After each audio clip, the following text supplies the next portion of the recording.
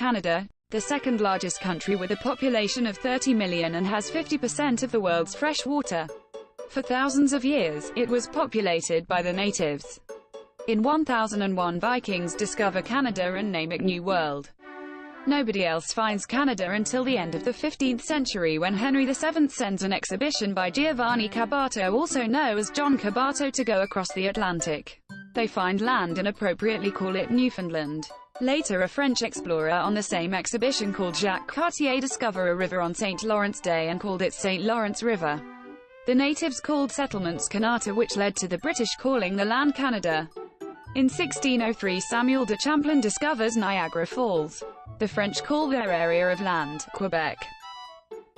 Harry Hudson finds a bay and calls it Hudson Bay. French and British start trading with the natives. This era is known as the fur trade. In 1670, the Hudson's Bay Company is made. At the start of the 18th century, the French start expanding their possession of Canada. But they are forced to acknowledge that England owns the Hudson Bay and Newfoundland. Soon after, England also start expanding their ownership of Canada. This ends up causing the War for Canada, which ends up lasting for half a century, and England wins and they take over French territory. After the American Revolution, the people who were against it moved to Canada. George Vancouver ventures to West Canada and discovers an island and calls it Vancouver. At the beginning of the 19th century, the population for Canada goes up. Hudson's Bay sold their land to the Canadian government. The Métis, mixed European and Indian ancestry, feared that they would lose their land, rose in rebellion, causing the Red River Rebellion, which took place from 1869 to 1870. The leader of the rebellion, Louis Riel, would lead another rebellion called the Northwest Rebellion, which led to his trial and execution. In 1867, the Constitution Act, or the British North American Act, is passed and signed by Queen Victoria, which grants Canada to make its own government. Timber has become more valuable than trade.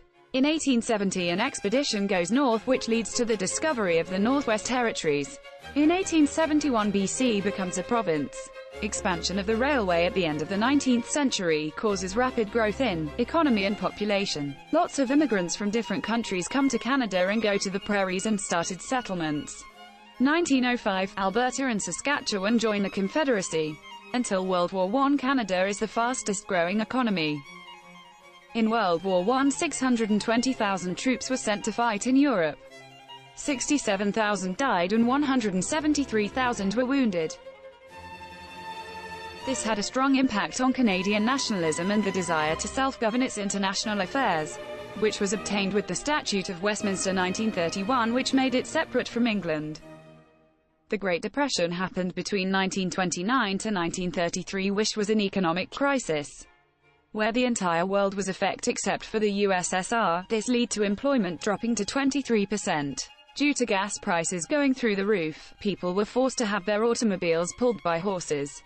In World War II, 1.2 million Canadians were sent in battle. 100,000 were dead or wounded. After World War II, the economy of Canada starts going up again along with the immigrants and the population. In 1946, Newfoundland joins Canada as the 10th province. In 1965, Canada adopted its current flag. Before it had gone through 5 other flags. In 1982, the Canada Act was passed, which granted Canada permission to create its own constitution, which it did immediately. In 1999, Nunavut was the last to join Canada. As of today, Quebec has not formally confirmed the Constitution Act of 1982. 89% of Canada still belongs to the British monarchy.